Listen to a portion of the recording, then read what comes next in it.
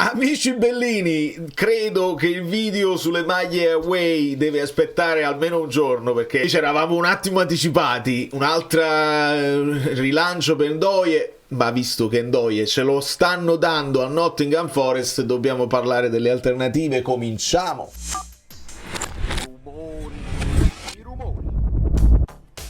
Perché uno tiene delle cose in testa, no? Una programmazione, ma tutto salta quando la cronaca, quando arriva un here we go che sposta tutto quello che deve spostare. Io do il benvenuto a Carmine Conte e chiediamo a Conte, Carmine, magari se sei, insomma, una parentela, una cosa, dovremmo chiedere a Conte se ha in mente un giocatore simil Ndoye per sostituire, perché quello era stato, ce l'hanno raccontato tutti come la prima scelta di Conte, un giocatore che lui voleva fortemente. Però secondo me possiamo anche lasciare un like sul fatto che Ndoye non venga, perché la tarantella ce la stavamo tirando da un po' troppo tempo, un po' il Bologna che voleva troppi soldi, un po' lui che ha lasciato aperte tutte le porte al rinnovo col Bologna, alle altre offerte. A quanto pare la Premier League ha avuto più fascino sul ragazzo, e a questo punto il Napoli secondo me fa bene a mollare. Forse avrebbe dovuto mollare anche prima, ma va bene così. Noi siamo pronti a cambiare le strategie e dobbiamo essere pronti. Ricordiamo le sliding doors, insomma, anche dell'anno scorso. Brescianini, niente Brescianini, McTominay è mica male, e potremmo con uno slancio di grande entusiasmo pensare non arriva Ndoye, arriva Nusa per esempio, che è una sliding doors importante, che è elettrizzante, che potrebbe anche entusiasmare di più. Io però resto con un dubbio. Ci spostiamo per capire delle cose. Prima di tutto sto leggendo molta gente che finalmente si affaccia alle liste. Benvenuti, benvenuti. Il che significa anche che io ho un margine di miglioramento, che non mi conosce nessuno.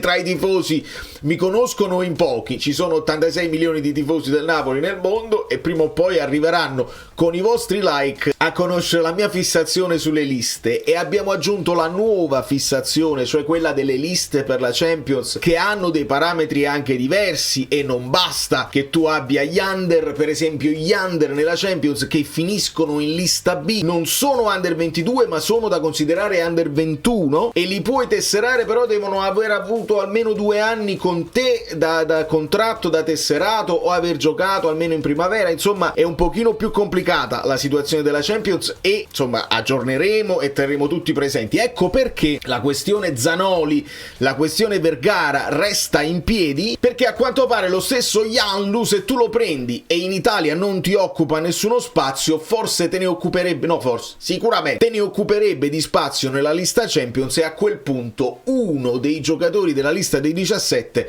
dalla lista Champions deve uscire.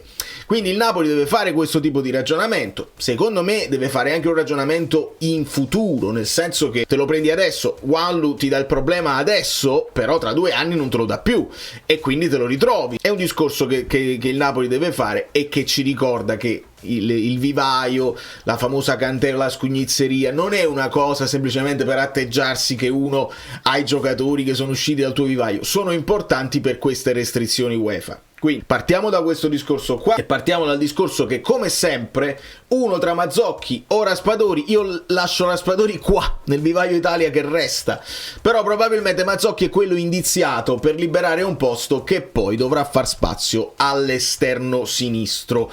Ricordiamo ancora una cosa, che però se si parla di Nusa è un under, quindi per la Serie A non c'è problema, potresti anche tenerti Mazzocchi, ma andiamo in questa zona qua, cioè quella delle trattative, dove alcune trattative si sono raffreddate. Vedete, io ho cambiato. Falso! Falsissimo! Cercate di essere prospetticamente propositivi, dai. Schimi di botti. Il colore.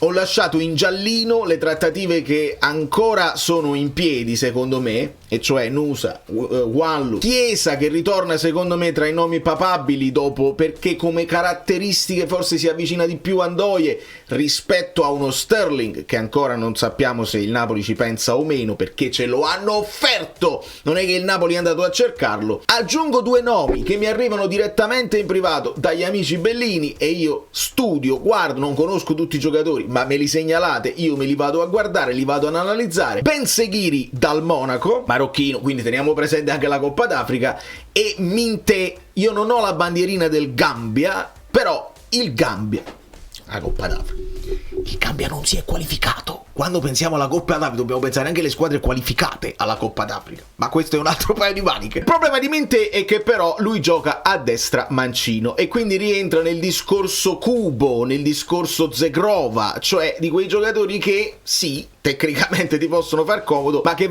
andrebbero a sovraccaricare la fascia destra dove in teoria siamo già completi. Quindi questi sono i giocatori che restano aggiungendo anche dei giocatori che non sono stati fatti, cioè Mitoma, il nome l'ho fatto io, l'ha fatto l'amico Bellino, lo stesso Elmas, si parla che il Torino sia adesso disposto a riprovarci dopo non aver riscattato automaticamente, ma se lo vogliono comprare. Lookman sempre Inter, ho lasciato Frattesi, ho tolto i vari portieri perché non ce n'è più bisogno e lasciamo i vari Garnacho, Kevin, Grealish e questi qua di cui insomma si è parlato anche in passato. Perché io lascio sempre Yarmolyuk qui, che è quel centrocampista di rottura che giovane non occuperebbe uno spazio? Perché potrebbe tornarci utile l'idea di andare a prendere un centrocampista invece di un altro esterno, e qua vi lancio io un'idea probabilmente malsana, però la butto lì così, però ci arriviamo, perché prima insomma diamo uno sguardo a Ben Seguir. Sono lui giovanissimo, tra l'altro del 2005, non ho visto giocare, non ho visto partite, però mi comincio ad affidare ai dati di FBref, e poi dopo, se qualcuno fa il nome, andiamo a fare un'analisi approfondita, così non facciamo doppioni sul canale. E se vedete c'è molto verde nella zona del tiro, nella zona del passaggio e anche, oltre ai tipi di passaggio, anche nella fase difensiva. C'è parecchio verde nella fase difensiva, di conseguenza molti taco, e il ragazzo è giovanissimo, e questo probabilmente è uno di quelli che andrebbero approfonditi perché ha molto range di quelle che sono le sue caratteristiche e potrebbe essere interessante per il futuro. Come vedete, giocatori simili, abbiamo i soliti, però c'è anche Ildic, c'è Xavi Simons, c'è lo stesso Ndoye, quindi ci sta come idea Nico Paz, quindi credo che sia un giocatore di grande fantasia. È bello, secondo me è anche bello analizzare i giocatori a partire dai dati e poi andarlo a vedere sul campo, dove ovviamente completi l'analisi e può cambiare tutto. Bene, sfizioso. Minte un po' meno, vedete nella zona dei passaggi un po' meno, va bene per quanto riguarda la fase difensiva, qualche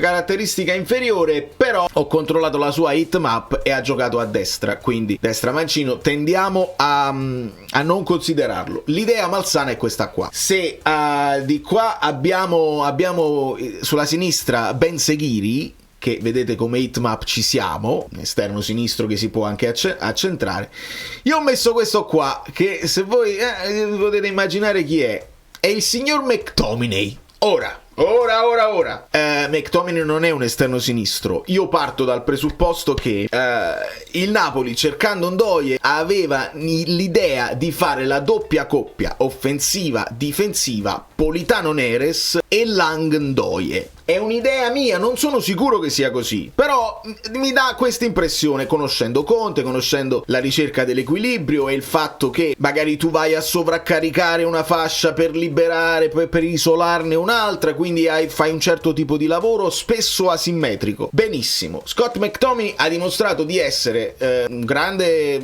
centrocampista che è stato sfruttato male al Manchester United perché lo tenevano troppo basso, però lui con grande sacrificio ha fatto quello e Maria Stello. Dopodiché col Napoli il centrocampista in inserimento, quasi la seconda punta, delle volte lo abbiamo visto anche adattarsi come esterno sinistro per favorire l'accentramento di Raspadori quando mancavano i giocatori, quindi lui secondo me lo può fare. Sì. Non so se lo vuole fare, non so se Conte ha intenzione di farlo e non so se si vuole perdere quello che è la sua caratteristica migliore, cioè l'inserimento. Se giochi a sinistra probabilmente devi portare palla, devi puntare l'uomo e ci siamo. Però questa potrebbe essere un'idea per poi favorire anche la presenza tra i titolari di Anghissà, perché adesso se noi vediamo tutti i campetti dove si parla del Napoli, si mette il centrocampo a 3 con McTominay, Lobotka e De Bruyne e va benissimo perché è entusiasmante. Però io non ce lo vedo un Anghissà che non parte titolare in questa squadra. Ci dobbiamo ragionare, perché Anghissà sì che parte per la Coppa d'Africa e devi essere pronto. Al momento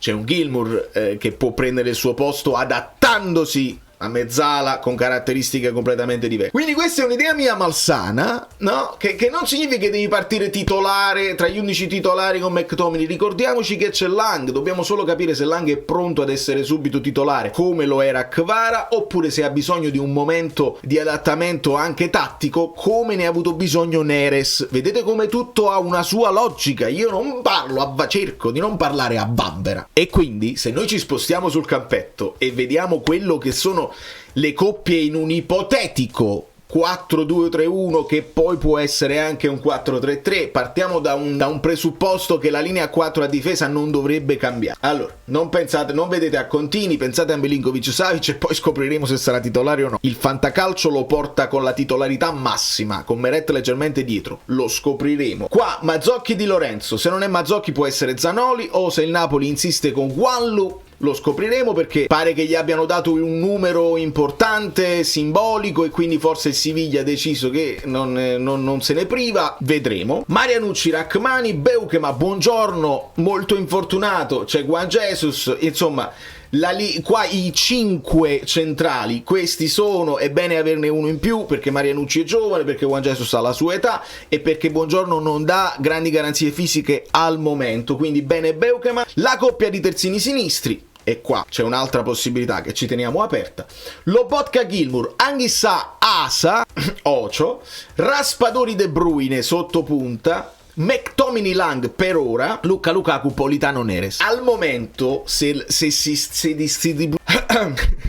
distribuisce così la rosa nel gioco delle coppie, io ci vedo il McTominay qui vicino Lang, oppure ci puoi adattare un De Bruyne, ma forse è più McTominay. Quello che è la mancanza vera in questa squadra a questo punto sarebbe un vice Anghissà più di sostanza, e non Asa, che si sta impegnando molto ma che anche fisicamente dimostra di stare leggermente indietro rispetto agli altri. Si può ragionare su Vergara e certamente si può ragionare anche per quanto riguarda le liste, e quindi in questa situazione il Napoli potrebbe anche in teoria, e non ci dobbiamo prendere collera se lo fa, date la colpa a me, dice ma a noi non ci serve un altro, l'hai cercato quindi ti serve, ma non possiamo fare a meno di quell'esterno sinistro perché McTominay può fare quel lavoro se Lang ha bisogno del periodo di adattamento. È semplicemente un'ipotesi che io sto facendo ad alta voce. Un'altra opzione è quella di spostare idealmente uno Spinazzola come seconda scelta, Wamasa Mies per un momento, Spinazzola come seconda scelta dopo Lang, quindi un esterno un po' più difensivo ma che comunque ama fare l'esterno offensivo, e ragionare su un altro terzino sinistro, il che non è una cattiva idea, perché tra Spinazzola e Olivera qualche dubbio ogni tanto ci sale, e quindi potrebbe ritornare il nome di Gutierrez, e potrebbe fare questo discorso qua: Spinazzola vicino Lang, Spinazzola uomo spogliatoio, Spinazzola che non ha problemi a partire anche da subentrante e non da titolare fisso, e un'idea su un terzino. Butto là così, secondo me può essere interessante, e a quel punto tu il McTominay te lo puoi giocare insieme ad Anghissà, sostanza, fisicità, anche interdizione e tanto inserimento, perché questo è stato il lavoro che è stato fatto l'anno scorso e non lo devi perdere sicuramente. Quindi questa è il quadro che in questo momento si è sviluppato, con i nomi che si continueranno ad inseguire. Per me avrebbe senso se